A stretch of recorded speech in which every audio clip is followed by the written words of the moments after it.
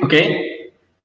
Nah, kita lanjutkan pelajaran tentang kasih yang diajarkan oleh Saint Maximus the Confessor. Ya, dia mengatakan, misalnya di dalam kutipan dia The 4 Centuries on Love, ya, 400 kutipan tentang kasih itu, dia ngomong kalau kamu ingin dihangati oleh api, kamu nggak hanya cukup belajar tentang api itu apa gitu loh. Ya, tapi kamu harus pergi dekati api itu.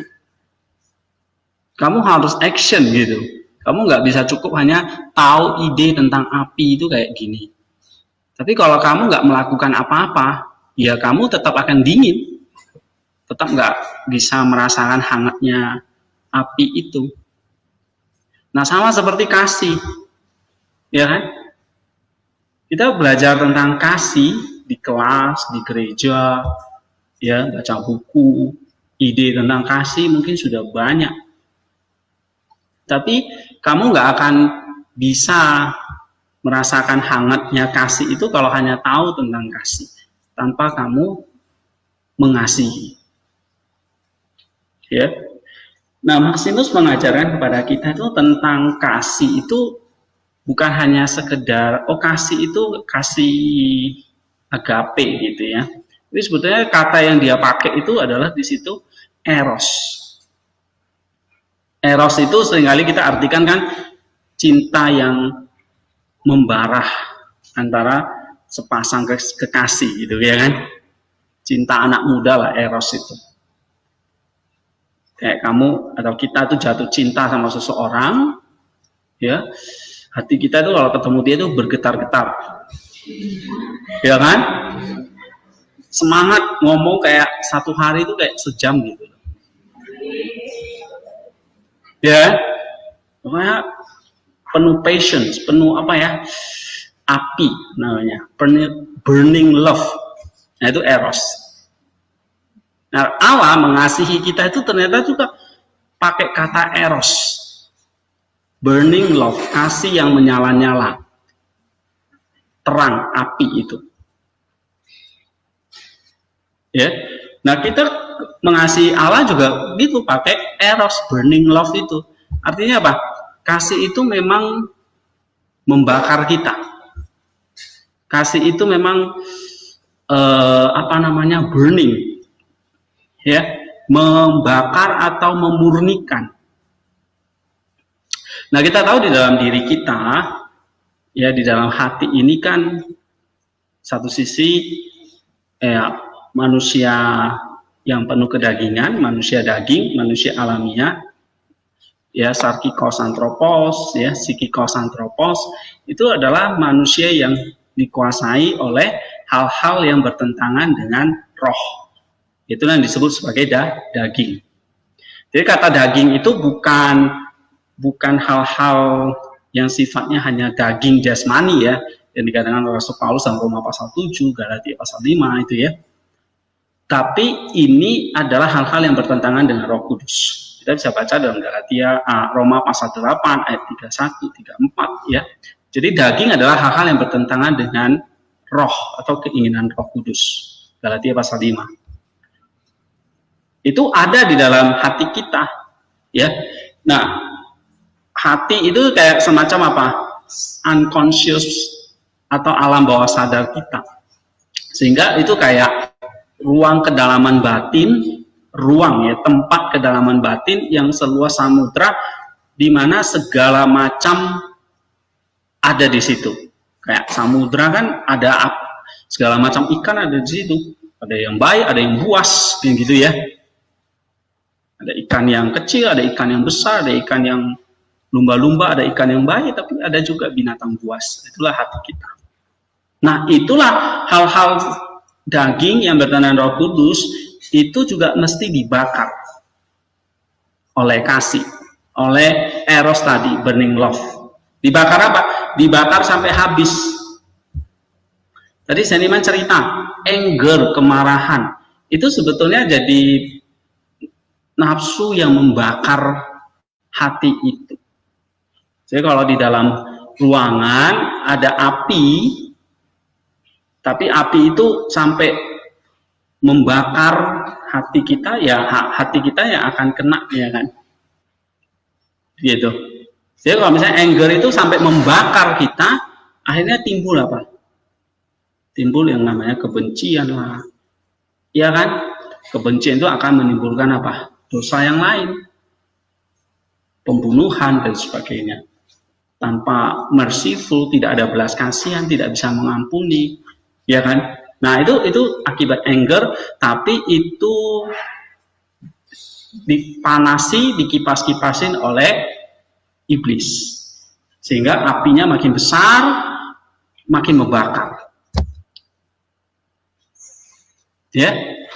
Ya, itu sisi negatifnya. Jadi ada anger, ada keserakahan, ada apa namanya? Hawa nafsu, seks, ya. Ada depresi, ada kemalasan, ada kekhawatiran, glutoni, nafsu akan makanan, seks dan sebagainya. Itu ada di dalam hati kita. Itu mesti dibakar oleh namanya eros, supaya lama-lama habis. Nah, itu namanya purification, pemurnian. Dan ini contoh yang baik. Tadi misalnya dari seniman, saya punya anger yang saya tuh lihat seseorang itu saya marah nggak bisa ampuni. Nah, itu mesti dibakar tuh sampai lama-lama habis itu. Jadi kalau waktu kita self control, pengendalian diri, tidak marah, tahan gitu, nah itu timbullah namanya long suffering. Timbullah yang namanya ketekunan, namanya kesabaran, patience. Self control itu kayak api yang menghanguskan amarah kita. Itu mesti dibakar tuh oleh eros tadi, burning love tadi. Jadi di sini ya kata Maximus, love tames anger, ya kan? Kasih menjinakkan kemarahan. Karena kasih itu kayak api tadi ya, burning love yang membakar. Membakar itu apa fungsi bakar itu? Api itu berarti fungsinya apa? Menerangi, tapi juga bisa membakar, menghanguskan. Nah, apa yang dihanguskan? Tentu daging tadi, hal-hal duniawi. Maksudnya mengatakan kita nggak bisa mengasihi kalau kita masih terikat pada hal-hal duniawi itu. Berarti hal-hal duniawi itu bukan diikat, bukan mengikat kita, tapi justru harus dibakar sampai habis. Jadi kalau kita belajar sabar sama seseorang, itu kayak membakar kita itu. Benar nggak? Kita mau marah, kita tahan sampai gigit lidah kita, gigit apa? Itu sedang apa?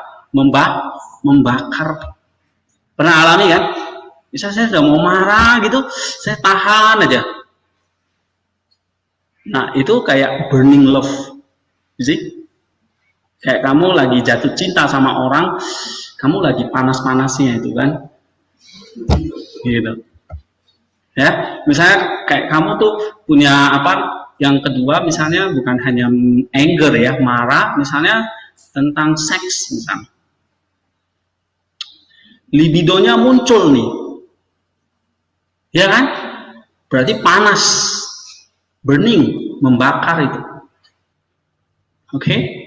Nah, gimana? Itu bisa di-tame, bisa dijinakkan. Ya. Jadi kalau kita bisa self control, pengendalian diri, itu kayak membakar jiwa kita itu.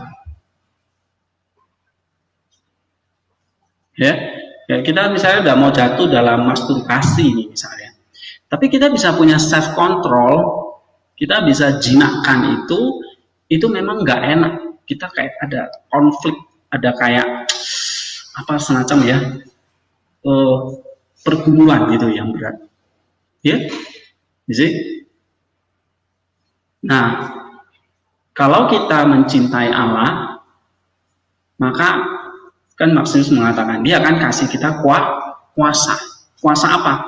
Menjinakkan hal-hal daging. Jadi memang waktu kita taat kepada Allah itu nggak enak gitu loh, kayak ada yang membakar kita, ya. Nah itulah api ilahi yang membakar habis nafsu daging, ya. Tapi sisi lain, misalnya di dalam hati itu selain ada hal-hal daging, tapi ada juga hal-hal dari roh, keinginan roh, ya. Ada juga keinginan roh. Misalnya iman, pengharapan, kasih, pengetahuan, kesabaran, ketekunan, pengampunan. Oke, semua kebajikan itulah yang positif yang sekarang. Iman puncaknya kasih. Nah, maksudnya ada untuk iman sampai kasih itu kan, iman itu menimbulkan takut akan Tuhan. Dengan takut akan Tuhan, kita akhirnya punya pengendalian diri terhadap dosa. Pengendalian diri menimbulkan ketekunan, kesabaran, tahan penderitaan. Tahan penderitaan akan menimbulkan apa? Pengharapan kepada Allah. Pengharapan kepada Allah itu akan membuat kita tuh bisa punya tadi kekuatan untuk melawan hawa nafsu. Nah, dengan demikian kita bisa mengasihi Allah. Kita tidak terikat lagi pada hal-hal dunia, lalu kita bisa mengasihi Allah. Oke? Itu. Nah, jadi sisi lain di dalam hati itu ada hal-hal yang disebut dengan kebajikan, itulah yang harus semakin dimurnikan oleh api itu juga. Misalnya sabar. Sabar itu sebenarnya nggak enak gitu. Natur kita tuh maunya marah gitu ya kan sama orang, nggak bisa sabar. Atau kita sabar sekali, 2 kali, 3 kali bisa. Kita ngampuni 1 kali, 2 kali, 3 kali mungkin bisa.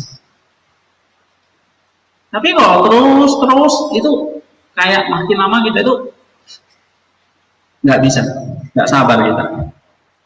Ya, misalnya kayak saya gitu ya, nggak sabar saya. Ya itu kayak apa akhirnya. Tapi kalau saya akhirnya bisa sabar, kita bisa sabar, kita bisa punya self control. Itu kayak apa? Itu kayak api yang sedang membakar atau sedang memurnikan kesabaran saya. Jadi ketidaksabarannya itu dibakar habis kayak kertas jadi abu, gak ada gunanya kan? Tapi kesabaran itu dibakar kayak emas, makin dimurnikan. Jadi kita harus berpikir gini, hal-hal daging itu anggaplah itu seperti kertas yang harus dibakar habis, gosong, udah buang. Tapi kita sisi lain, kita punya roh Allah, kita adalah emas, ya, makin dibakar, makin murni. Tapi yang namanya dibakar itu nggak enak, ya, dibakar, dimurnikan itu nggak enak. Ada sakit yang kita mesti. Nah itulah long suffering yang kita mesti tahan. Ya. Nah satu contoh misalnya saya punya uang nih, saya dapat kiriman misalnya 100.000 dari orang tua. Saya sudah list ini belanja saya sekian 100.000 itu pas buat kebutuhan saya. Ya kan? Lalu tiba-tiba saya punya teman, dia sakit, dia harus ke dokter. Nah, dia butuh pinjaman, butuh uang misalnya 50.000. Oke. Nah, kamu tahu dia sakit, dia butuh obat. Nah, dan kebetulan kamu dapat uang 100.000. Nah, ini struggle. Ya. Jadi kalau kamu punya love, oke, kamu pasti kasih orang itu 50.000 atau bahkan mungkin 100.000 kamu kasih. Tapi waktu kamu kasih itu kayak api yang membakar. Aduh, saya jadi nggak punya bisa beli kebutuhan. Gak enak rasanya, you see? Ya, tapi api yang membakar itu adalah eros, api eros yang membakar, yang makin memurnikan apa? Mungkin kita punya keserakahan itu dibakar habis jadinya. You ngerti? Ya, tapi kalau saya punya 100.000, saya pura-pura nggak tahu aja. Ya, gitu. Saya diam-diam aja, saya nggak mau ngomong. Saya anggap ya saya cuek lah gitu. Nah, saya lebih mementingkan kebutuhan saya. Itu juga jadi api, tapi api yang makin membakar apa? Keegoisan kita. Oke, tapi kalau kita kasih, ini kayak keegoisan kita itu dibakar habis, nggak enak memang. Memberi itu nggak enak gitu loh, ya kan? Nah ini cerita misalnya soal uang contoh, atau misalnya kita punya teman nih, saya punya teman ini kesusahan gitu, ya udah kita tolong, kita bantu dia, ya, tapi malah ngomongin kita gitu loh, pernah nggak? Ya gitu ya, misalnya kita punya, ini ada satu contoh nih ya, jadi teman ini nggak ada kerjaan, lalu ya udah saya bantu, saya cariin kerja lah buat dia. Oke, udah dapat nih, kamu mau nggak kerja di si A gitu? Oh ya mau, udah kita masukin. Kerja nggak berapa lama, ternyata kabur dia. Kenapa kabur? Rupanya dia mencuri, ya kan? Mencuri uang lah apa gitu. Lalu kita dikasih tahu tuh sama majikan, sama teman kita juga ini yang kita rekomen tadi. Loh, temanmu tuh loh bukan kerja malah jadi maling gitu.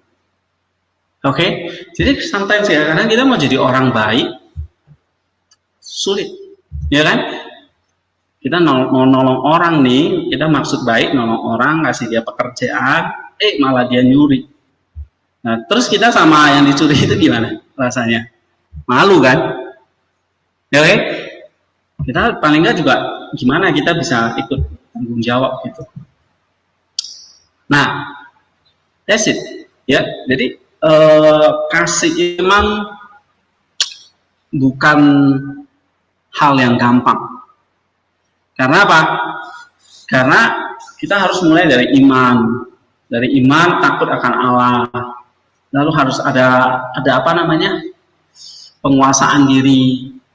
Ada kesabaran, ada tahan penderitaan, ada pengorbanan, ya, yang kita mesti berikan.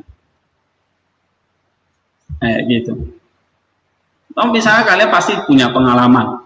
Kita pasti punya pengalaman. Kita udah tolong orang itu, malah dia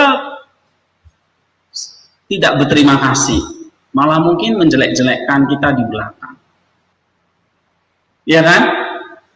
Ada peribahasa, kadang air susu dibalas air tuba. Mungkin kita nggak paham.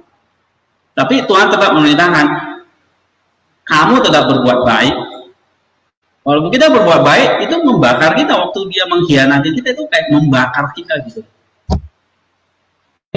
Tahu ya, terbakar itu kan, coba kamu tanganmu dibakar oleh api. Sakit gak?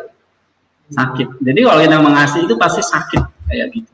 Kayak tadi saya punya uang ya, kasih dia 50.000 atau 100.000, pada uang saya tinggal segitu tuh. Itu rasanya itu enak atau sakit ya? Hah? Oke, nah that's itu burning love. Itu eros yang mesti membakar kita. Nah, kalau kalian baca di sini ya, dari di asketik ini maupun The 4th Century on Love itu Maximus jelaskan. Jadi kasih itu sesuatu yang nggak bisa hanya jadi ide aja, tapi harus jadi action. Nah, waktu itu jadi action, itu kayak jadi api yang membakar kita. Membakar itu bisa dua, membakar hal-hal yang negatif, itu akhirnya jadi habis. Itulah yang disebut menyalipkan daging tadi. Ya, tapi dia juga membakar hal-hal yang dari roh, makin memurnikan kita, menjadi serupa dengan Kristus. Oke, you see? Nah, oleh sebab itu Maximus mengatakan ya, waktu kita mau mengasihi, ya, kita perlu memiliki 3 kebajikan itu, yaitu kasih, penguasaan diri, dan doa. Kasih menjinakkan kemarahan. Oke? Penguasaan diri memadamkan hawa nafsu. Oke? Jadi ada hawa nafsu, ada kemarahan, itu semua adalah hal-hal yang memang ada karena kita sudah jatuh ke dalam dosa, dan itu perlu dijinakkan dengan yang namanya kasih, penguasaan diri. Dan yang ketiga, doa. Doa itulah yang membuat akhirnya nus kita itu selalu murni, tidak dikotori oleh pikiran-pikiran jahat, tapi senantiasa diarahkan kepada Allah itu sendiri. Nah, 3 kebajikan itu ya. Dia katakan love, self-mastery, and prayer. Kemudian pemuda itu bertanya lagi, Father, ajarin aku bagaimana kasih itu bisa menjinakkan kemarahan.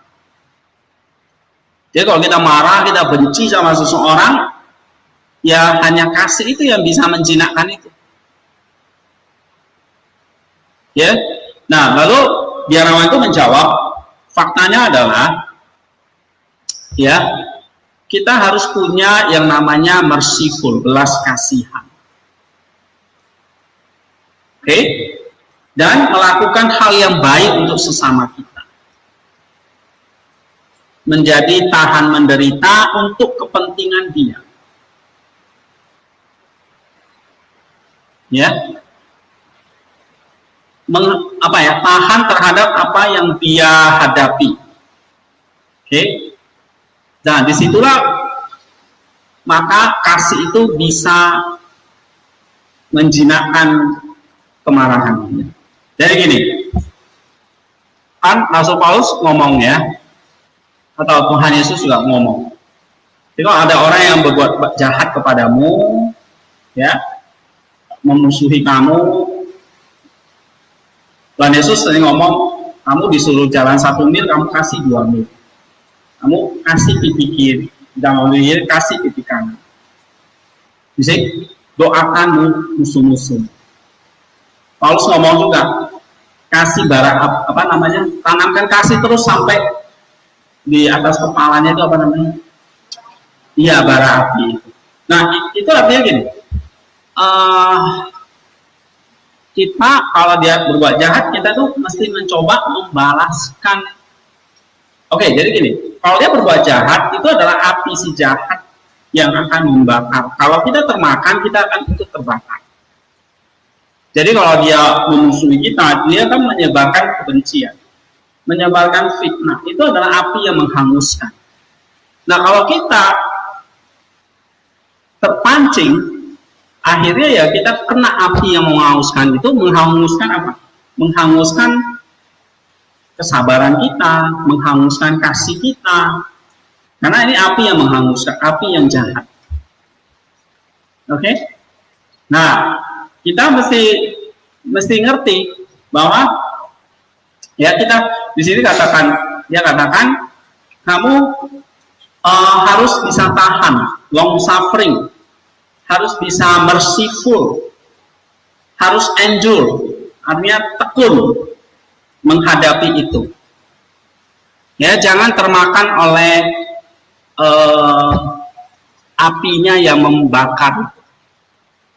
Tapi sebaliknya, kamu kasih api yang memadamkan itu. Jadi kalau dia marah, kamu kasih api yang membuat dia tenang. Oke, kalau dia membenci kamu, kamu kasih api yang bagaimana dia tidak membenci kamu lagi. Kamu kasih api yang namanya api eros itu. Itu memang nggak mudah sekali. Ya, kayak gitu. Ya. Nah, itu cara itu yang diajarkan oleh Maximus di sini. Jadi, kenapa kok love tames anger, Ya, anger itu satu kemarahan itu adalah api yang menghanguskan. Itu ibaratnya kayak mungkin bensin lah ya, yang bisa membakar seisi rumah. Ya. Nah, tapi kita diajak di sini, ya, kamu tuh jangan ikut terbakar gitu. Ya, kalau dia mau nyiram bensin ke kamu dan membakar kamu bisa menghindar gitu. Jadi kalau dia membenci kamu jangan ikut membenci dia. Gitu. Itu negatifnya. Tapi Yesus juga mengajarkan, justru kamu harus berikan api yang memurnikan, bukan api yang menghanguskan, tapi api yang memurnikan. Ya. Lalu di Olma itu menjawab, jadi kalau kasih itu kan harus apa ya? Sabar, tahan menderita, ya, tidak ikut terbakar oleh temptation-nya, cobaan dia.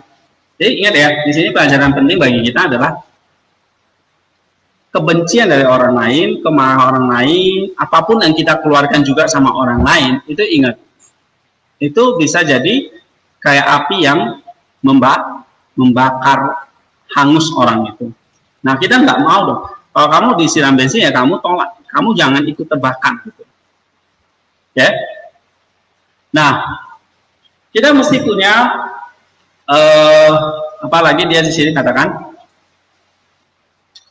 Coba kita buka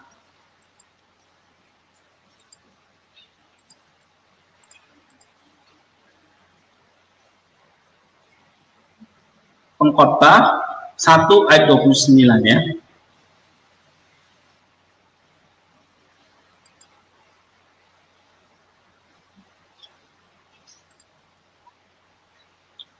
Pengkhotbah 1 ayat 29, coba bacakan. Ya. Ada? Oke, berarti belum kita Pengkhotbah ya. Bentar ya.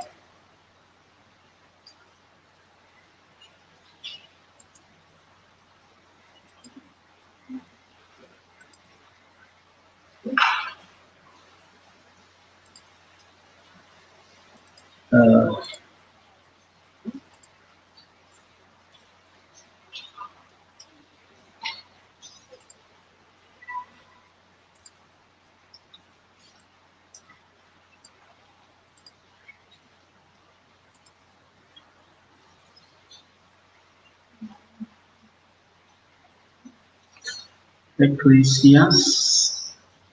Oke, jadi di sini dia katakan, long suffering man shall build a time. Ya, jadi kalau ada orang yang benci kamu harus punya long suffering, karena long suffering itu, ya, itu artinya kamu tuh bisa, justru kamu bisa menunjukkan kamu tuh bisa menjaga dirimu dari bakaran dia. Oke, kamu tidak terbakar, tapi sisi lain kamu mesti balikan. Long suffering itu nggak cukup berhenti di long suffering, kamu mesti continue sampai kasih. Jadi kan kemarin saya ajarkan ini iman, ini apa? Kasih. Untuk mencapai sini kita perlu apa? Attach apatia ya kan? Atau dispassion dari apa? Hal-hal dunia. Misalnya kalau hal-hal dunia orang membenci kamu, ya kamu jangan membenci dia. Gitu ya kan? Kalau orang berbuat jahat kamu, ya kamu gak usah balas. Oke, itu yang negatifnya. Itu yang negatifnya. Ini yang negatifnya. Artinya kamu gak ditangkap oleh nafsu jahat mereka. Ya, Tapi justru kasih, lakukan yang positif malah. Ini di sini negatif. Tapi justru di sini lakukan yang positif, kasih. Jadi long suffering, self control nggak cukup. Itu harus mendatangkan apa? Kasih. Nah, maka ada mengasihi musuh. Kalau kita diajarkan untuk tidak membenci musuh, itu memang udah sulit sih, ya kan? Tapi lebih lagi kita diajarkan untuk apa? Mengasihi. Nah, untuk bisa sampai mengasihi, maka kita butuh yang namanya kasih. Kasih itu harus ditambah lagi tadi ini ya, long suffering di sini. Oke, di sini ya, long suffering, tahan menderita, lalu self control, ya. Lalu kamu butuh apa namanya? Endurance, ketekunan, hope, ya. Ini di sini sama harus punya, gitu. Nah, di sini kamu butuh prayer, doa. Oke, di sini ascetic life-nya harus hidup. Kehidupan doanya mesti ada, tapi self controlnya juga mesti ada. Ini untuk menunjang menciptakan yang namanya kasih. Ya, jadi kita nggak diajar hanya untuk tidak melakukan yang jahat sama orang, tapi juga melakukan kasih termasuk orang yang jahat sama kita. Ya. Nah, jadi kita harus punya tanda long suffering, katanya, the marks of long suffering. Ya. Nah, long suffering itu artinya kamu tahu apa penyebab godaan itu. Ya, kamu udah tahu nih kalau misalnya ini ya, saya mengampuni dia, oke, kamu tahu resikonya. Mungkin saya bisa saja dijahati lagi, gitu. Ya. Jadi kamu bisa tahu, apa namanya, kita bisa dijahati lagi atau kita bisa kena konsekuensi apa yang kita perbuat. Jadi kalau kita mengampuni itu udah kasih, kita sebetulnya sudah mematikan atau apa namanya, sudah, itu nggak enak. Mengampuni itu nggak enak. Itu kayak membakar kita. Membakar apanya, memurnikan apanya diri kita, mungkin keegoisan kita ya, hal-hal yang lain itu. Tapi sisi lain kita mengalami yang namanya long suffering. Nah, waktu kamu mengalami long suffering itu kayak api yang membakar tadi, ya.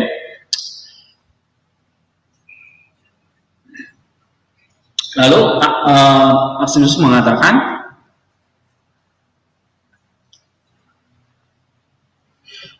nah, dia katakan dalam long suffering itu kamu bisa lihat mungkin ada future sinful deeds yang bisa terjadi lagi.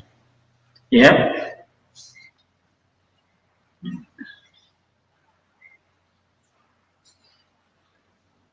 Oke, sekarang kita lihat poin ke-23.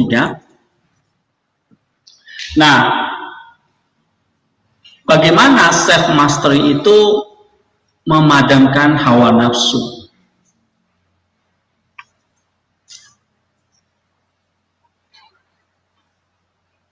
Oke, pemuda itu bertanya. Lalu dia itu menjawab gini. Long suffering, self mastery ya membuat kita itu keeps away gitu ya. Menyingkir dari segala sesuatu yang membuat kita itu jadinya pleasure, bukan kebutuhan. Oke. Misalnya kita jalan-jalan nih ke mall atau kemana. Karena kita mau beli banyak-banyak gitu kan. Nah, beli dari apa yang kita butuhkan itu bukan lagi kebutuhan, tapi itu namanya pleasure. Oke, misalnya kita makan tuh nggak puas-puas, kita makan terus. Itu bukan lagi need, tapi jatuh ke dalam pleasure. Nah, waktu jatuh ke dalam pleasure, itu nikmat. Oke, itu nikmat. Ya. Nah, dari kenikmatan itu akan timbul yang namanya kembali lagi hawa nafsu tadi, pleasure atau epithumia, patience, karena bukan lagi apa yang kita butuhkan sebetulnya. Nah, self mastery membuat kita itu, pengendalian diri itu membuat kita itu akhirnya nggak terjebak ke dalam pleasure atau hawa nafsu, misalnya serakah dan kenikmatan dunia dan sebagainya. Tetapi hal-hal materi itu kita pakai untuk kebutuhan kita, bukan untuk pleasure. Ya, jadi in fact it keeps away everything that fulfills no need but causes pleasure. Jadi mendorong kita untuk tidak jatuh ke dalam pleasure, kesenangan. Ya, termasuk misalnya tadi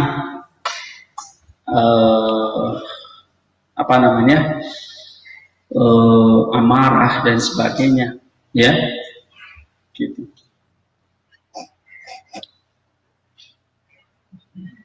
It permits one to share in nothing but what is necessary for living. Jadi dengan self mastery itu membuat kita itu apa? Membuat kita tuh tahu apa yang kita butuhkan, ya, bukan apa yang kita senangi. Oke, jadi bukan mengejar kesenangan, tapi mengejar beneficialnya, kebutuhannya, manfaatnya. Misalnya soal makanan, kita bisa mengukur makanan itu sejauh mana yang kita butuhkan. Itu self control. Kita makan sesuai dengan kebutuhan tubuh kita yang bermanfaat. Oke? Jadi kita bisa mengukur mengukur makanan ataupun minuman yang kita butuhkan. Itu self control. Ya. To allow the body no excess of humor. Misalnya kita kan ada orang yang sukanya tertawanya terbahak-bahak gitu kan.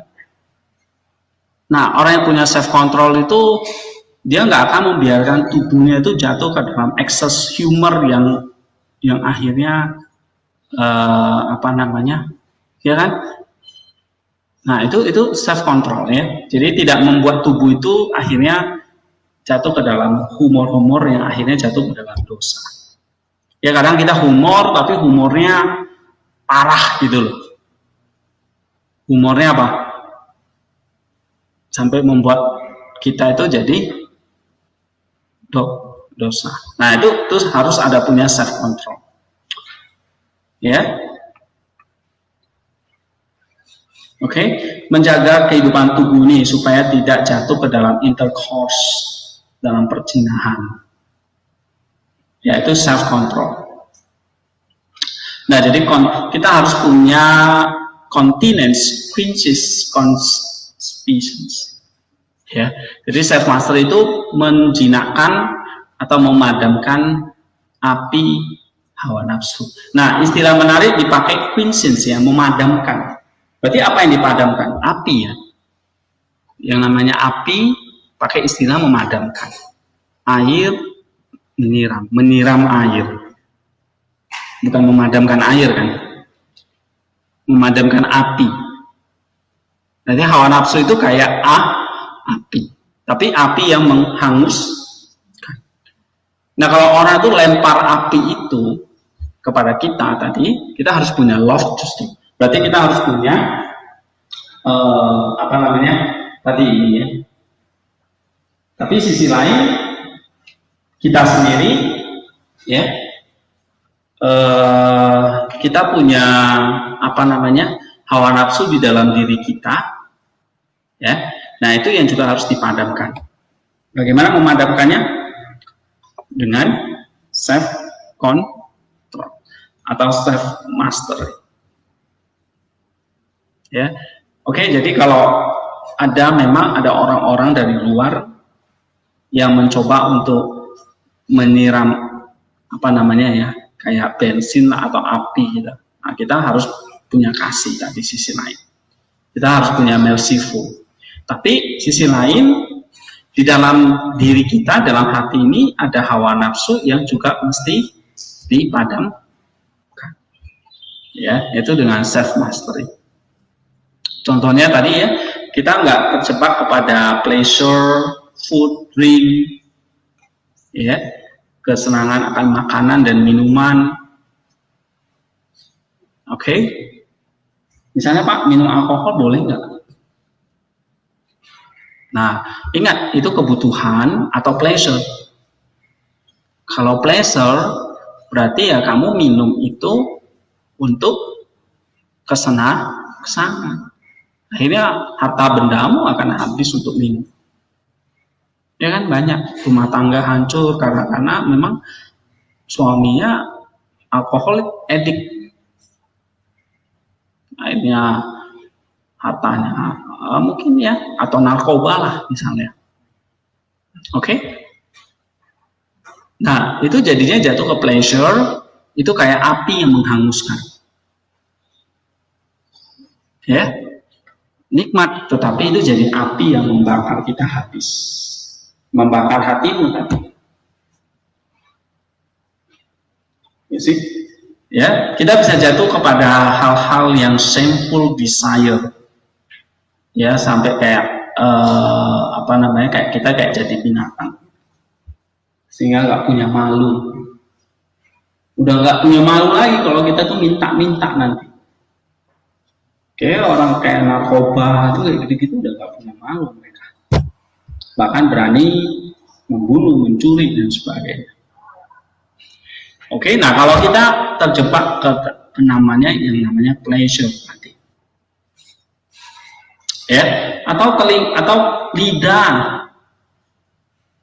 Ya, mata, tangan, lidah, telinga, pikiran, dan semuanya. Kalau itu dipakai untuk hal yang sifatnya pleasure, nah itu kayak hawa nafsu yang akan membakar kita. Gimana memadamkannya? Dengan self mastery.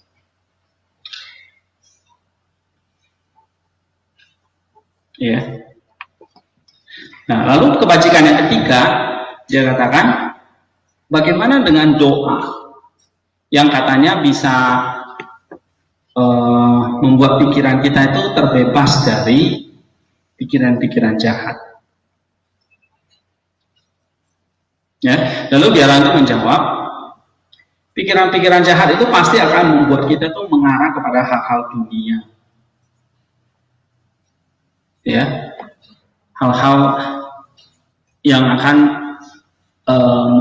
mendatangkan hawa nafsu tadi. Ya, jadi hawa nafsu itu datangnya dari mana? Datang dari pikiran-pikiran jahat. Atau sering saya sebut sebagai logismoi. Nah, logismoi inilah yang mendatangkan hawa nafsu. Hawa nafsu itulah seperti api yang membakar. Ya. Nah, oleh sebab itu Maximal menjelaskan kita harus punya prayer, doa. Doa inilah yang menjaga pikiran kita tetap terjaga. Ya. Oke, dia katakan doa akan membuat kita itu join the mind to God, membuat pikiran itu connect dengan Allah. Ya, dengan pikiran kita connect kepada Allah, maka pikiran kita itu akan ditarik dari segala pikiran-pikiran dunia.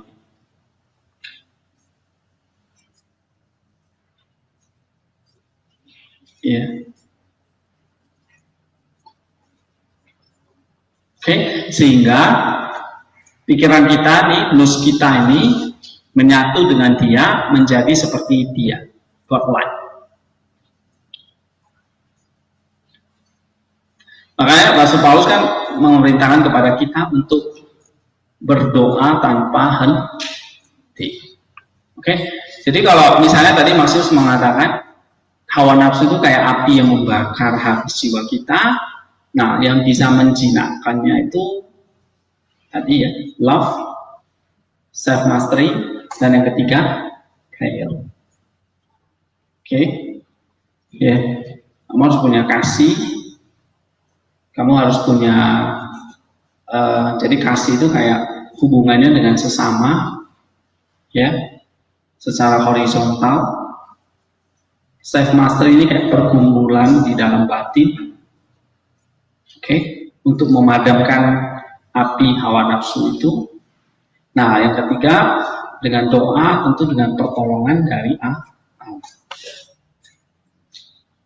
Jadi di sini salvation itu keselamatan itu dua, God's love and ascetic.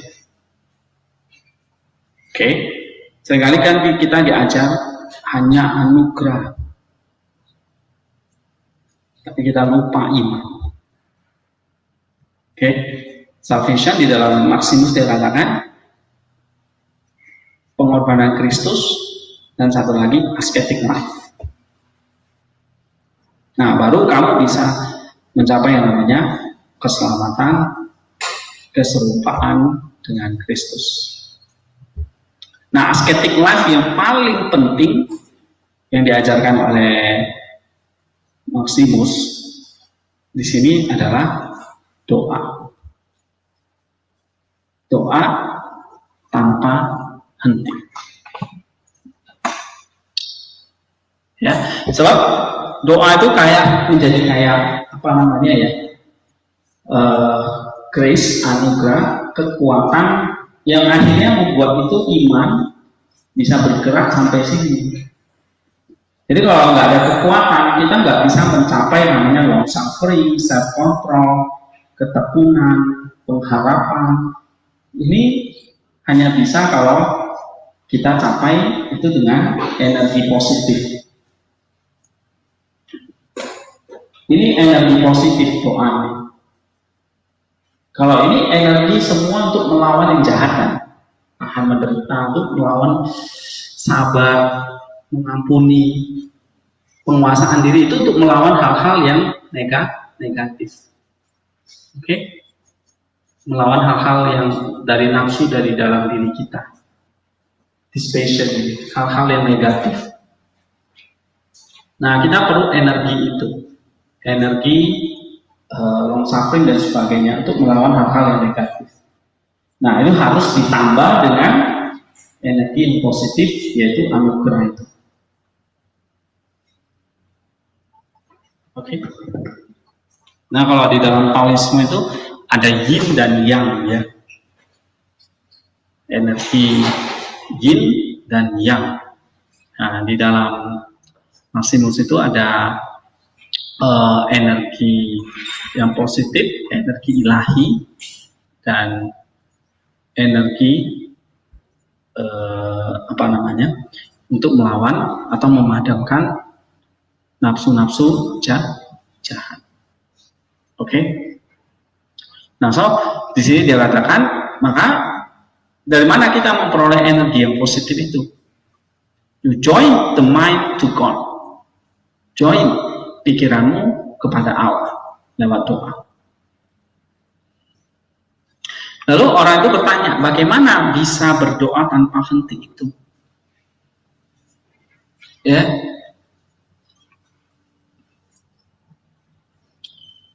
Oke.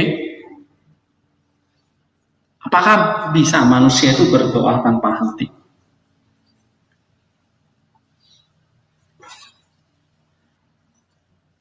Ya, sebab waktu kita membaca Mazmur atau baca kitab suci, ya, kadang-kadang selalu ada distract, gangguan, ya kan? Kita nggak bisa fokus terus berdoa, kita terganggu. Nah, lalu di online menjawab, Alkitab memberikan kita perintah yang tidak mungkin kita tidak bisa kerjakan. Rasul Paulus sendiri, dia berdoa itu dengan menyanyikan mazmur, ya, membaca dan melayani dan berdoa tanpa henti. Berdoa tanpa henti itu berarti keep the mind, menjaga pikiran itu dalam takut akan Allah dan selalu connect dengan Allah. Jadi selalu think, always to hope in Him. Jadi berdoa tanpa henti itu selalu menjaga pengharapan kita kepada Dia. To be of good courage in Him in all things. Ya, dalam segala apa yang kita lakukan, kita selalu punya hope in Him, attached to God by desire, keep the mind in great reverence. Jadi berdoa tanpa henti itu, ya pikiran kita selalu connect dengan Allah, selalu takut akan Dia, reference ya, mengagumi Dia dan seterusnya. Oke. Nah, misalnya kita lihat satu ayat ya. Kita baca Roma 8 ayat 35 dan 38. Roma 8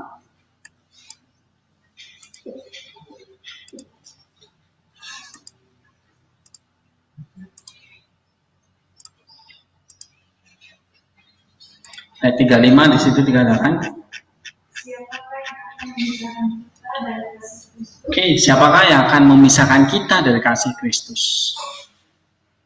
Terus penindasan,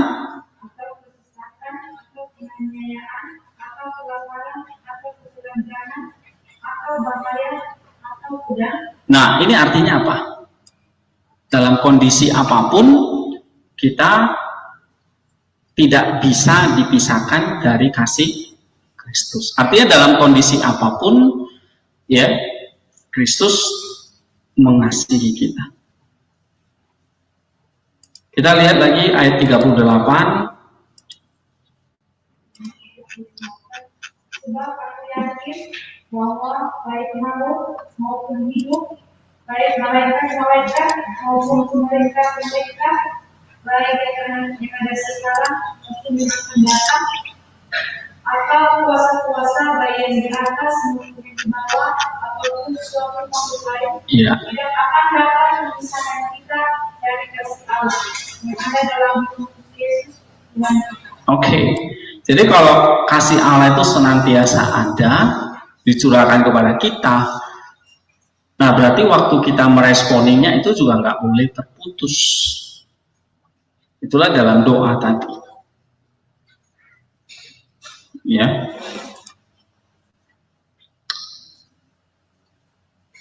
Misalnya kita lihat lagi 2 Korintus 4 ayat 8 sampai 10.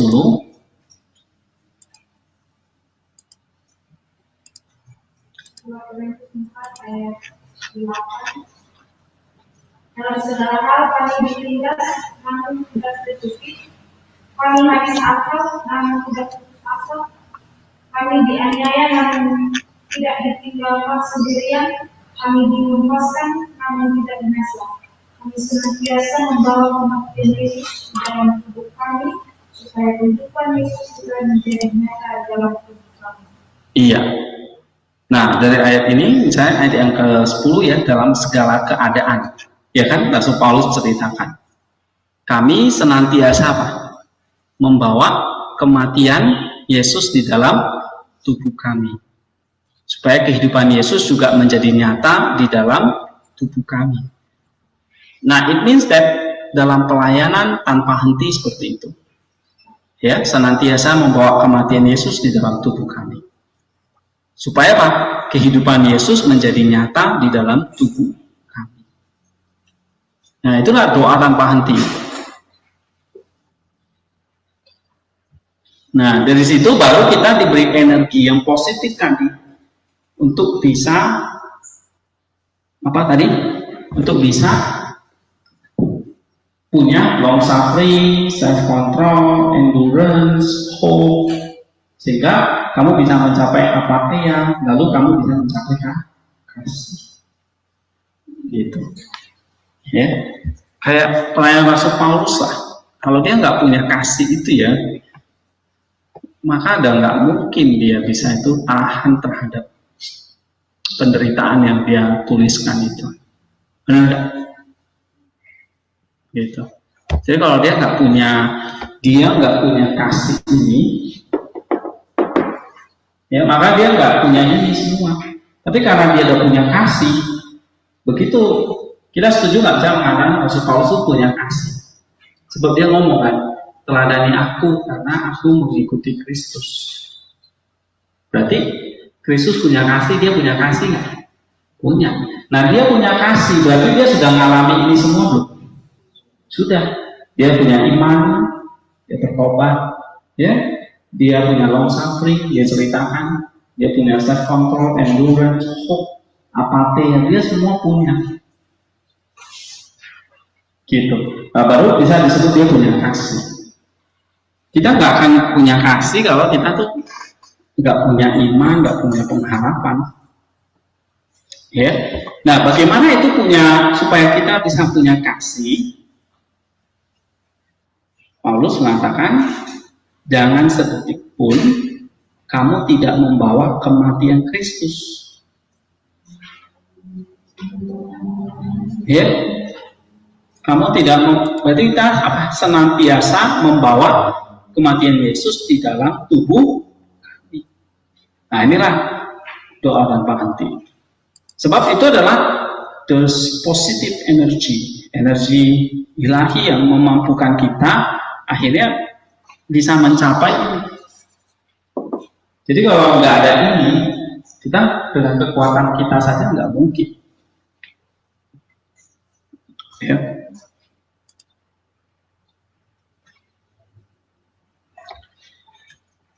Ya, dengan hal demikianlah 26 ya, with such disposition then the apostle pray without ceasing.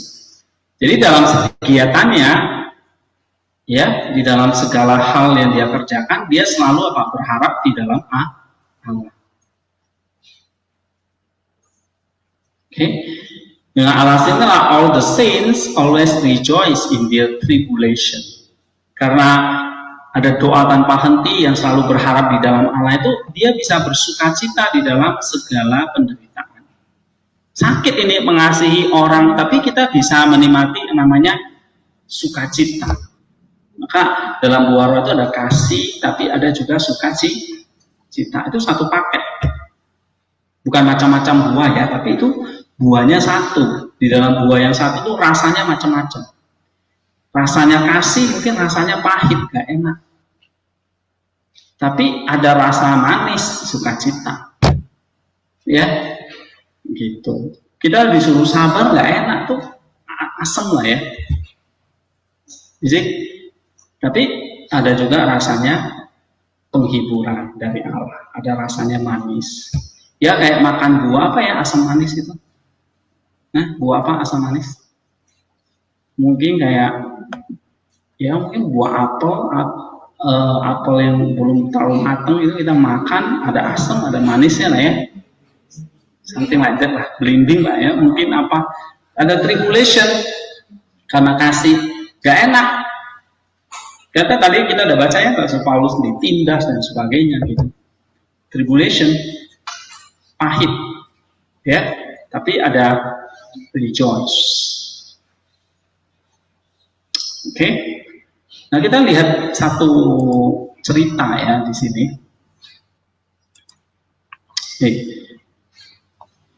Tanggal 10 Oktober, nah ini gereja mau peringati tentang martir Eulampius dan Eulampia.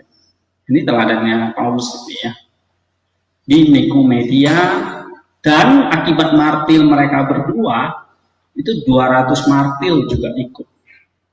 Luar biasa, ya. Nah, Eulampius dan Eulampia ini adalah kakak beradik.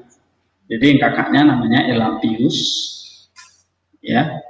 Adik namanya Eulampia. Oke. Nah, mereka hidup kira-kira di awal abad keempat di kota Nikomedia. Ya. Elampius menjadi marah ya setelah Kaisar Maximian yang memerintah tahun 284 sampai 305 itu mengumumkan satu titahnya gitu ya untuk menghukum orang-orang Kristen.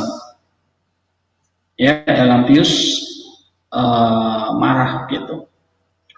Tapi akibatnya ya dia akan dikejar-kejar oleh sang kaisar. Ya.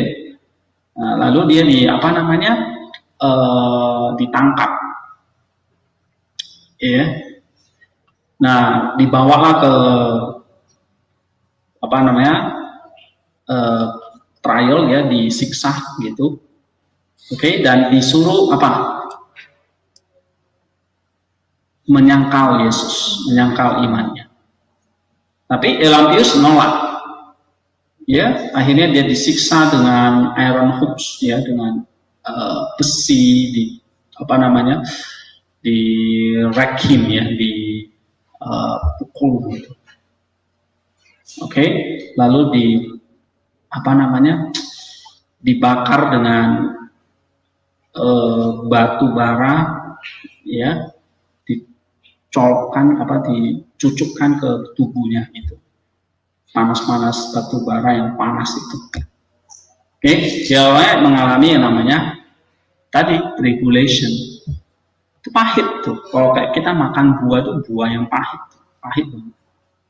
Oke, dan akhirnya dia dibawa ke temple pagan ya. Lalu di situ para hakim menyuruh dia untuk menyangkal Kristus. Nah, di pagan temple ini, di kuil dewa berhala yang bernama kuil Mars ini ya, dewa Mars ini, Elampius itu mendekatkan diri kepada menghampiri patung dari Mars itu dan mengatakan ya, dalam nama Yesus Kristus aku memerintahkan kamu supaya kamu jatuh dan jadi hancur berkeping-keping. Lalu patung Mars itu benar-benar roboh dan hancur. Nah, orang-orang yang di sana di kuil tadi ya, di di kuil berhala tadi itu, wah, memuji kebesaran Allah orang Kristen. Ya. Nah, Elampius akhirnya dibawa lagi, disiksa lagi. Oke. Tapi orang-orang yang sana sudah melihat kebesaran Allahnya Elampius. Karena patung dewa Mars mereka, begitu Elampius doakan, jatuh rubuh. Nah, kemudian giliran kakaknya nih, adiknya nih, bernama Eulampia. Ya, tampil di hadapan hakim, lalu juga menyatakan dirinya adalah seorang Kristen. Elampius mengatakan kepada adiknya ini, "Sister, do not fear, janganlah takut ya kepada dia yang bisa membunuh tubuh, tapi tidak bisa membunuh jiwa. Jadi jangan takut sama mereka yang hanya bisa membunuh tubuh." Nah, tentu ini dari Matius 10 ayat 28. Ya kan? Nah, kedua martir itu hanya disiksa ya, lalu dilemparkan ke dalam red hot furnace, tempat bakar yang panas, dibakar hidup-hidup. Tapi nggak mati gitu. Ya, sebab Allah melindungi mereka dari api. Nah, pada akhirnya kepala mereka berdua dipancung, dipenggal. Ya.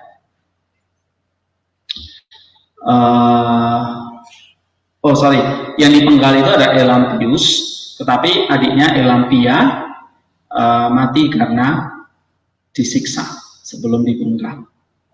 Oke. Nah, lalu ada 200 martir yang juga akhirnya bertobat karena melihat mujizat yang dilakukan oleh Elampius dan Eulampia tadi ya, disiksa nggak mati-mati, lalu ada patung Dewa Mars yang jatuh tadi, rubuh, ya. Nah, di situ ada 200 orang yang akhirnya menerima Yesus. Tapi mereka pun ditangkap dan disiksa. Ya, mereka akhirnya mati martir juga. Oke, dan menerima mahkota kemartiran. Nah, you see, kok dalam sejarah kekristenan itu kelam ya, seperti 300 tahun pertama itu.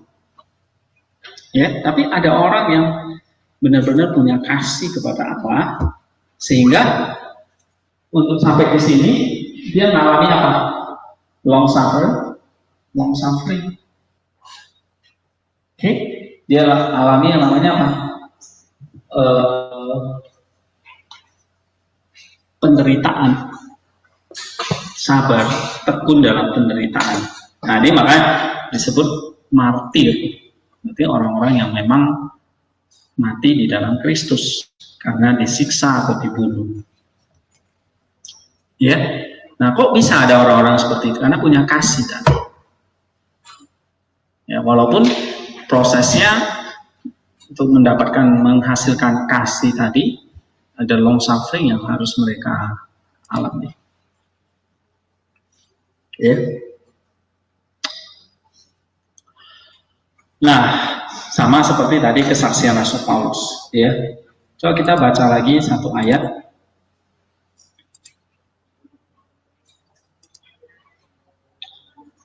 Dua Korintus 12 ayat 9 dan 10.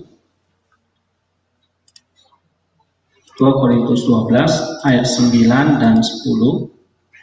Tetapi jawab Tuhan kepadaku, itulah kasih karunia-Ku bagimu, sebab itu dalam kelemahanlah kuasaku menjadi sempurna. Sebab itu terlebih suka aku bermegah atas kelemahanku, supaya kuasa Kristus turun menaungi aku. Ayat 10 di situ dikatakan, karena itu aku senang dan rela di dalam kelemahan. Kenapa kok senang dan rela di dalam kelemahan, di dalam siksaan, di dalam kesukaran, di dalam penganiayaan dan kesesakan oleh karena Kristus? Sebab jika aku lemah, iya. Jawabannya di ayat 9 itu. Apa di situ? Cukuplah kasih karunia-Ku bagi, karena apa? Paulus mendapatkan apa? Kasih karunia, yaitu tadi anugerah yang memampukan dia itu apa? Bisa bermegah di dalam kelemahan fisiknya. Ya. Jadi misalnya kayak Elampius tadi, kok bisa dia senang dan rela di dalam siksaan, di dalam kesukaran, di dalam penganiayaan dan kesesakan oleh karena Kristus. Ya kan, tadi dua saints tadi kan mati karena demi Kristus, demi imannya mereka pada Kristus. Maka imannya itu kan akhirnya mendatangkan apa? Kasih. Ya kan? Imannya Elampius mendatangkan kasih. Tapi di tengah-tengah ini harus ada long suffering.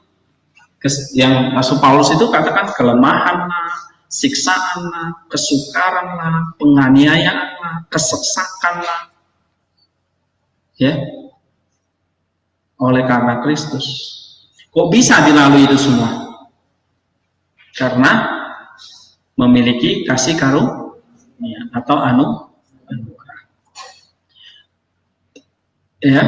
Nah, sehingga kalau kita punya anugerah itu, kita bisa mengatakan begini, jika aku lemah, maka aku kuat.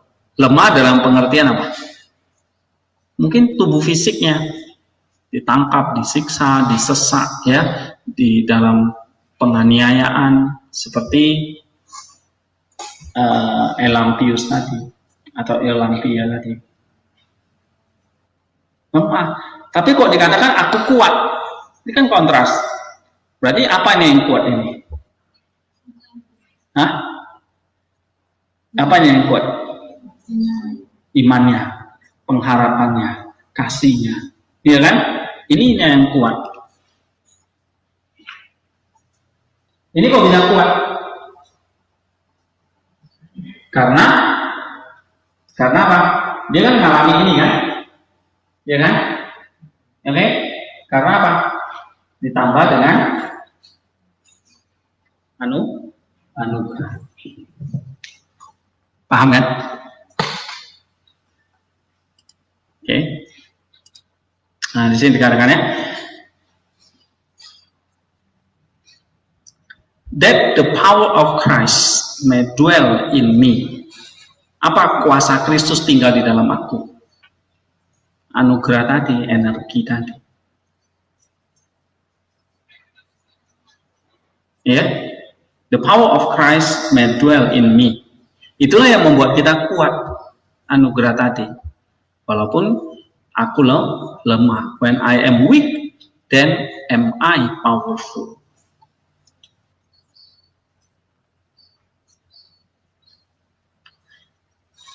Oke, lalu saudara itu bertanya, Father, why do I have no compunction? Bapak, mengapa aku tidak memiliki penyesalan akan dosa-dosa?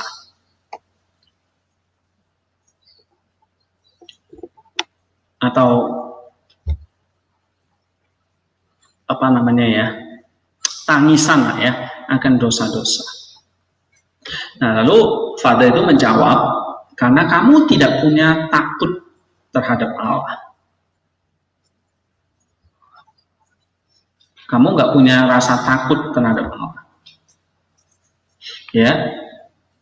Nah, orang yang takut kepada Allah itu akan takut kepada penghakiman atau penghukuman Allah. Oke.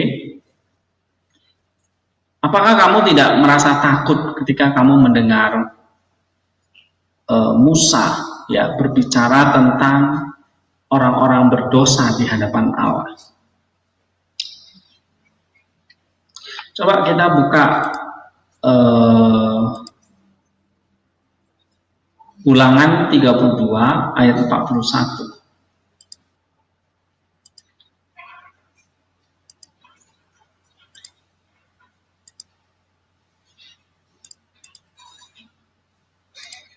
Ulangan 32 ayat 41.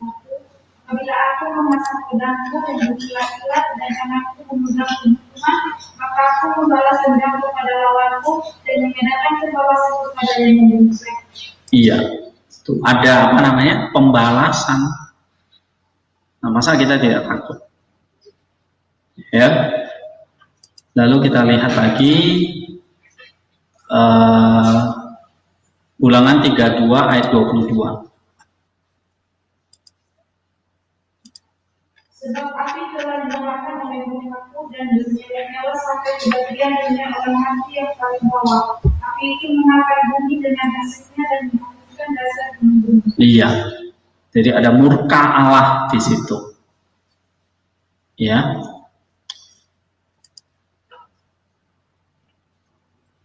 Lalu kita lihat Yesaya 33 ayat 14.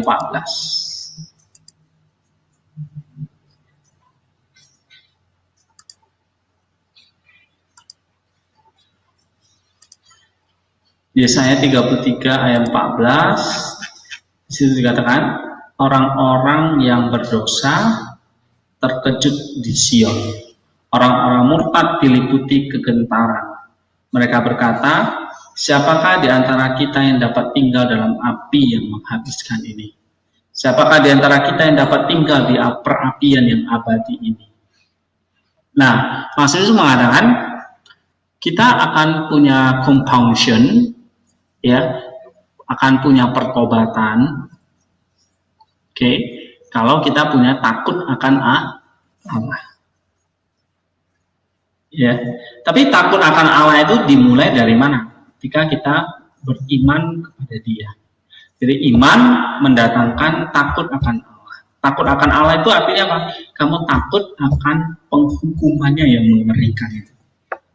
Nah, sehingga membuat kita itu, oh iya ya, saya harus punya self control ini atas dosa-dosaku. Ya. Kita baca lagi di dalam Yesaya 50 ayat 11.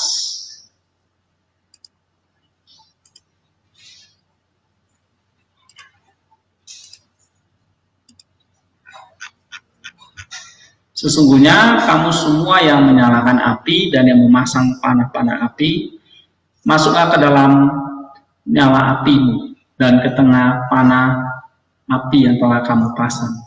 Oleh tangan pula hal itu akan terjadi atasmu. Kamu akan berbaring di tempat siksaan. Ya, kita baca lagi Yesaya 65 ayat 13. Nih, sebab itu beginilah firman Tuhan Allah, sesungguhnya hamba-hambaku akan makan, tetapi kamu akan menderita kelaparan. Sesungguhnya hamba-hambaku akan minum, tetapi kamu akan menderita kehausan. Sesungguhnya hamba-hambaku akan bersukacita, tetapi kamu akan mendapat malu. Nah, itu penghakiman dari Allah. Ya. Kemudian kita lihat lagi di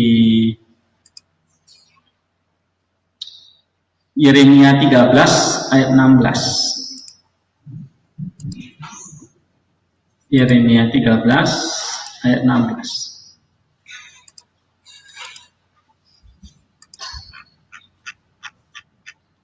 Permuliakanlah Tuhan Allahmu sebelum ia membuat hari menjadi gelap.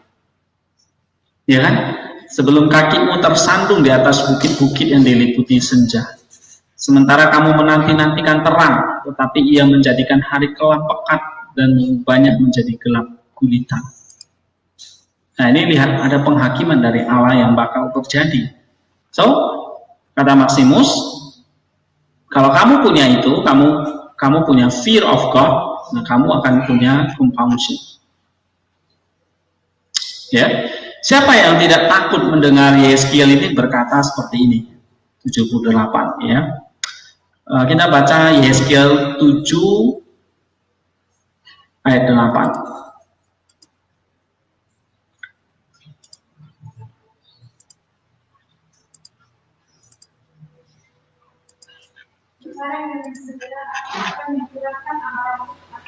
Iya.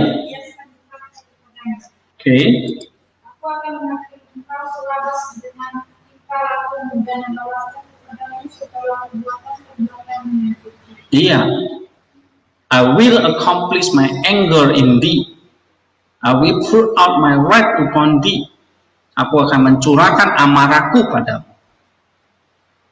Ya. Nah, kalau kita baca ayat ini mengerikan ini itu ya. Nah, siapa yang tidak merasa compassion mendengar Daniel menjelaskan secara eksplisitnya tentang hari penghakiman yang menakutkan itu. Oke, misalnya kita baca dalam kitab Daniel 7 ayat 9.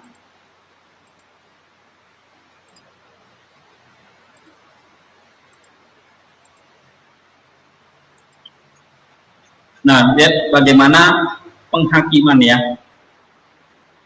Sementara aku terus melihat tahta-tahta diletakkan, lalu duduklah yang lanjut usianya.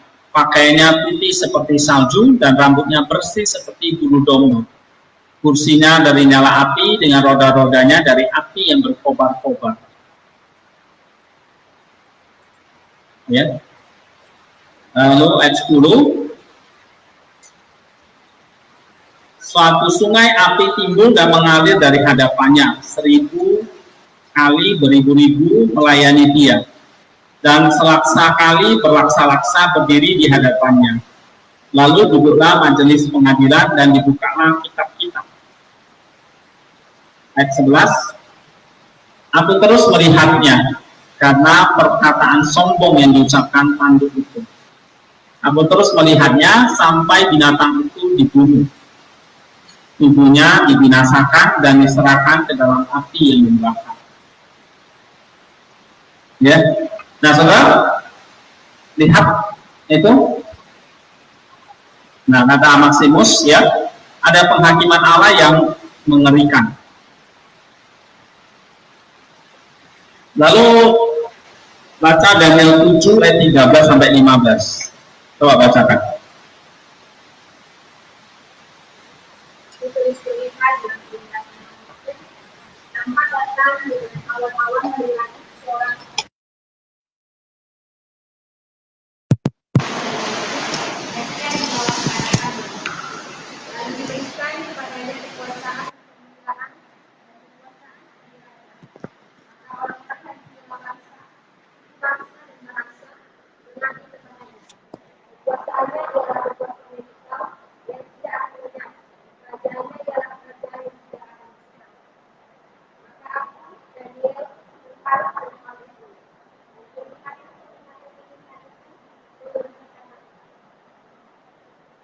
Iya.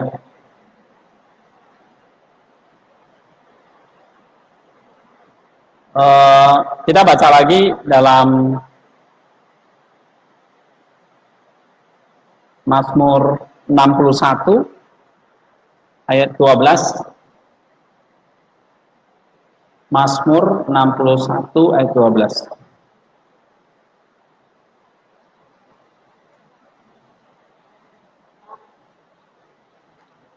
Nggak ada ya. Berarti Mazmur 62 coba baca.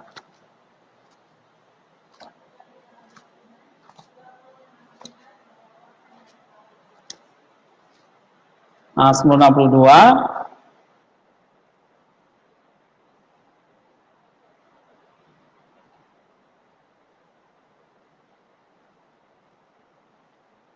ayat 13 ya, 62 ayat 13. Sebab dan daripadamu juga kasih setia ya Tuhan, sebab Engkau membalas setiap orang menurut perbuatannya. Ya. Jadi Lord though will render to every man according to his work. Jadi Allah itu akan membalas setiap orang menurut perbuatannya.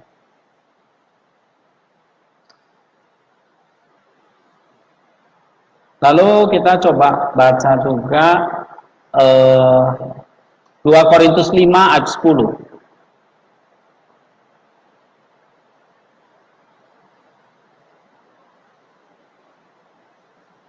Korintus 5 ayat 10. Sebab kita semua harus menghadapi tahta pengadilan Kristus, supaya setiap orang memperoleh apa yang patut diterimanya sesuai dengan yang dilakukannya dalam hidupnya ini, baik ataupun jahat. Nah, kalau kita baca ayat ini, siapa yang tidak takut, tremble, bergemetar gitu ya, mendengar ini, bahwa ada the judgment seat of Christ, ya. Lalu siapa yang tidak akan berduka cita kalau dia akan dihakimi gitu ya. Maksudnya kalau dia tidak percaya dan masih buta jiwanya dan dihakimi. Oke? Nah, jadi kalau mau ada compunction, Martinus mengatakan harus punya apa? Takut akan Allah. Nah, takut akan Allah itu maksudnya apa? Takut kepada penghakiman dia. Ya.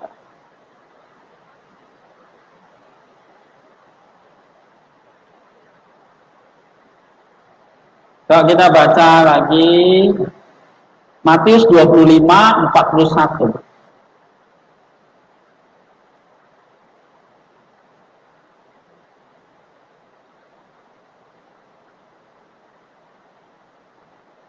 Matius 25:41, dan ia akan berkata juga kepada mereka yang di sebelah kirinya, "Enyalah dari hadapanku, hai kamu orang-orang terkutuk. Enyalah ke dalam api yang kekal yang telah tersedia untuk iblis dan malaikat-malaikatnya." Jadi pada akhirnya apa? Orang-orang ini akan masuk bersama dengan iblis dan malaikat-malaikatnya, ya, ke dalam api yang kekal itu. Oke? Nah, dia katakan mendengar hal ini, ya, bagaimana kita bisa endure, bertahan di hari itu?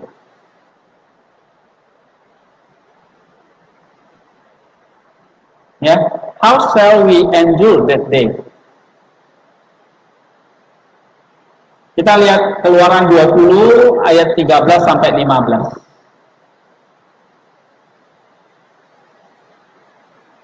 Nah, di situ kan dikatakan kamu jangan berbuat zina, jangan mencuri, jangan membunuh, ya kan? Hukum Taurat itu. Ya. Lalu dikatakan di sini ini kan di dalam hukum Taurat Musa ya kan. Nah, lalu kita tahu bahwa ini nggak cukup. Jangan ini, jangan itu tuh nggak cukup. Ya. Misalnya kita baca dalam Matius 5 ayat 20.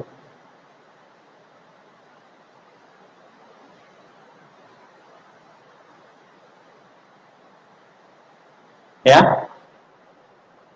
Maka aku berkata kepadamu, jika hidup keagamaanmu tidak lebih benar daripada hidup keagamaan ahli-ahli Taurat dan orang-orang Farisi, sesungguhnya kamu tidak akan masuk ke dalam kerajaan surga.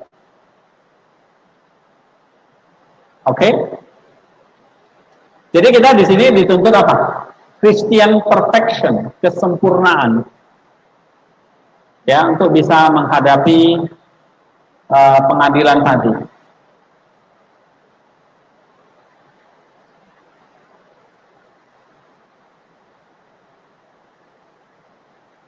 Ya, sehingga makanya di sini ada namanya sanctification of the soul.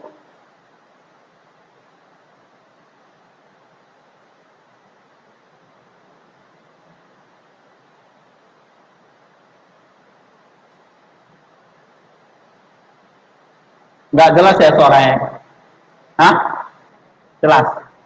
Hujan deras soalnya. Oke, I think sebetulnya tinggal sedikit sih, ya. Tapi ada poin yang penting ini yang saya mau jelaskan di poin 32 ini.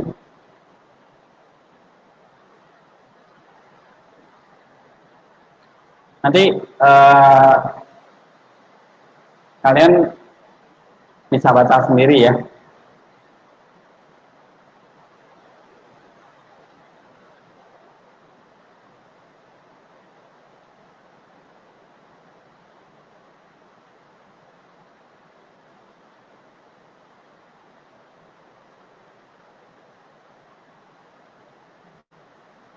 Nah, tadi kan ceritanya kita dituntut ini ya, punya satu kesempurnaan sebagai seorang Kristen ya, Christian perfection. Oke, tapi ternyata kita apa namanya?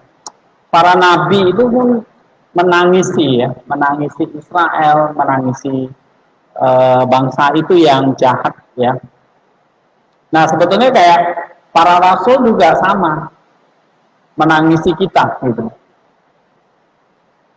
Ya, misalnya kita baca Roma 3 ayat 12 sampai 14. Roma pasal 3 ayat 12 sampai 14.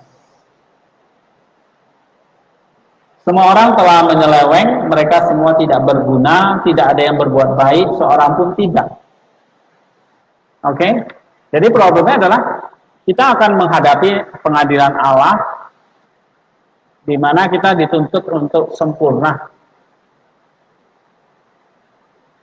Ya kan? Tapi semua orang telah menyeleweng, tidak ada yang berbuat baik, seorang pun tidak. Kerongkongan mereka seperti kubur yang tenganga, lidah mereka merayu-rayu, bibir mereka mengandung bisa. 14, mulut mereka penuh dengan sumpah serapah. Nah ini ya. Ini Rasul Paulus juga menangisi kita ini, kayak gitu manusia. Lalu ayat yang ke-16 sampai 18. Dikatakan, keruntuhan dan kebinasaan mereka tinggalkan di jalan mereka, dan jalan damai tidak mereka kenal.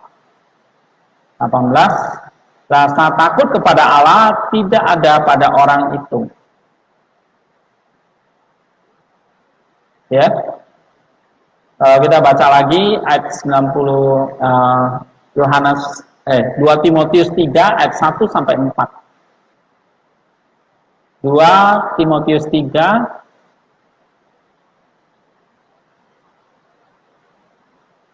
ayat 1 sampai 4. Ketahuilah bahwa pada hari-hari terakhir akan datang masa yang sukar. Manusia akan mencintai dirinya sendiri dan menjadi hamba uang. Mereka akan membual dan menyombongkan diri. Mereka akan menjadi pemfitnah. Mereka akan berontak terhadap orang tua dan tidak tahu berterima kasih, tidak mempedulikan agama, tidak tahu mengasihi, tidak mau berdamai, suka menjelekan orang, tidak dapat mengekang diri, garang, tidak suka yang baik, suka mengkhianat, tidak berpikir panjang, berlagak tahu, lebih menuruti hawa nafsu daripada menuruti Allah. Nah, ini gambaran dari orang-orang pada hari-hari terakhir. Ya. Oke. Nah, jadi kita lihat ya, dia katakan apakah nubuat Nabi itu terpenuhi nggak di dalam kita? Oke. Bukankah kita orang suka makan? Bukankah kita pecinta hawa nafsu, menyukai hawa nafsu? Ya, bukankah kita tergila-gila pada hal-hal materi? Bukankah kita semua pemfitnah, ya, marah, lalu ya tadi yang seperti dalam Matius ini, mencintai diri sendiri, menyombongkan diri, pemfitnah, berontak, ya, tidak tahu berterima kasih, tidak peduli agama, tidak mengasihi, tidak mau berdamai. Nah, bukankah kita munafik? Bukankah kita penipu? Bukankah kita iri hati? Bukankah kita semua tidak tulus? Lalu penzina, ya, tidak taat pada perintah Allah. Nah, ini semua ada. So, mengerikan ya keadaan manusia ini. And then dia katakan, bagaimana kita bisa nanti berdiri di hadapan pengadilan tahta Allah itu.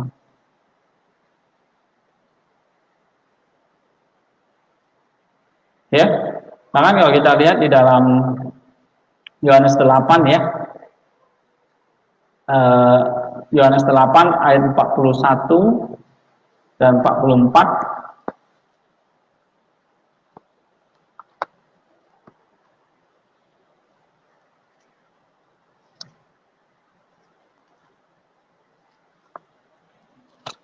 Yohanes 8 41 44. Kamu mengerjakan pekerjaan bapamu sendiri, jawab mereka, kami tidak dilahirkan dari zina. Bapak kami satu, yaitu Allah. Iblislah yang menjadi bapamu dan kamu ingin melakukan keinginan-keinginan bapamu. Ia adalah pembunuh manusia sejak semula dan tidak hidup dalam kebenaran. Sebab di dalam dia tidak ada kebenaran. Apabila ia berkata dusta, ia berkata atas kehendaknya sendiri. Sebab ia adalah pendusta dan bapa dari segala dusta. Oke? Nah, maksudnya mengatakan bahwa ini keadaan dari orang-orang yang memang akhirnya mengikuti jalannya iblis. Tidak ada kebenaran. Ya kan, tapi seperti dalam 2 Timotius tadi. Oke? Nah, kita selesaikan dikit lagi. Lalu dikatakan di sini,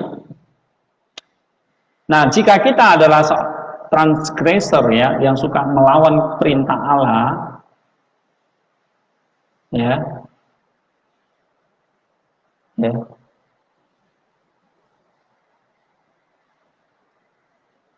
Nah, ini harus punya yang namanya compunction. Jadi caranya, ya kita memang bejat gitu ya. Caranya apa? Harus punya pertobatan. Oke, nah pertobatan itu artinya apa? Kamu kalau waktu masa transgressor kamu melawan perintah Allah, berarti kamu mengikuti si iblis. Nah sekarang kamu kalau bertobat harus dipimpin oleh roh. Ya, harus dipimpin oleh Roh Kudus. Roma 8 ayat 14. Kalau kita baca Roma 8 ayat 14.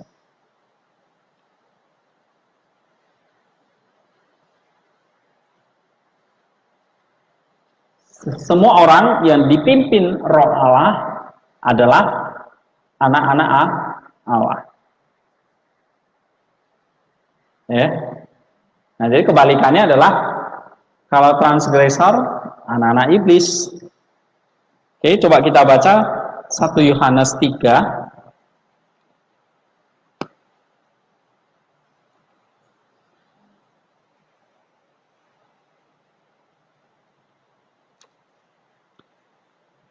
Satu Yohanes 3 ayat yang ke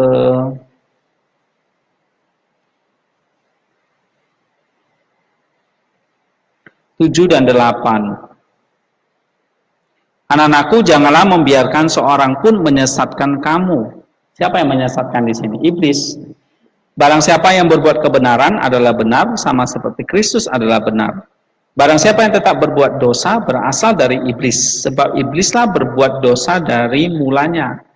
Untuk inilah anak Allah menyatakan dirinya, yaitu supaya ia membinasakan perbuatan-perbuatan iblis itu. Ya. Setiap orang lahir dari Allah tidak berbuat dosa lagi, sebab benih ilahi ada di dalam dia dan ia tidak dapat berbuat dosa karena ia lahir dari Allah. Inilah tandanya anak-anak Allah dan anak-anak iblis. Nah, jadi kalau disebut anak-anak iblis, ini transgressor. Ya, transgressors of the commandment. Nah, makanya dibutuhkan compunction. Compunction itu berarti apa? Oh ya, saya menyesali, saya mau berubah dari dosa-dosa saya. Sehingga kita dipimpin oleh Roh Allah. Barulah kita jadi anak-anak Allah. Ya, inilah tandanya anak-anak Allah dan anak-anak iblis. Setiap orang yang tidak berbuat kebenaran tidak berasal dari Allah. Demikian juga barang siapa yang tidak mengasihi saudaranya. Ya, pada ujungnya memang kasih, ya.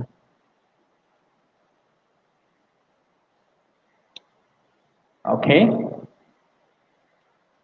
Nah, sampai di sini dulu, nanti kita lanjut lagi, ya. Kita break dulu.